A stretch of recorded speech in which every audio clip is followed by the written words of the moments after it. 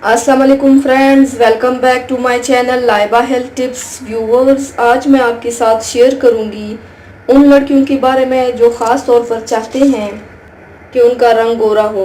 वो लड़कियां जो चाहती है कि चेहरा साफ हो, चेहरे पर कोई दाग या कोई निशान वगैरह हो, या कोई एक्नी पिंपल्स वगैरह के दाग हो, या और भी किसी किस्म के दाग हो चेहरे पर।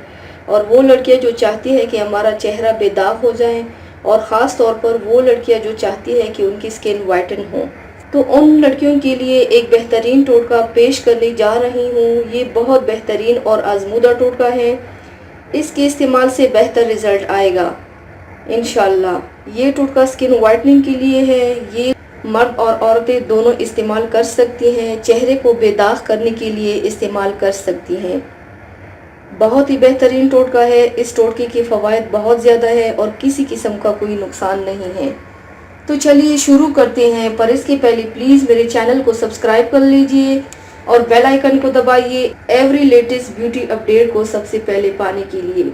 इसके लिए जो आप लोगों को चाहिए, बालाई या दूध में थोड़ी सी हल्दी और अर्के गुलाब मिलाकर चेहरे पर लगाएं, तो इससे इंशाल्लाह रंग बहुत ज़्यादा साफ और वाइटन हो जाएगा।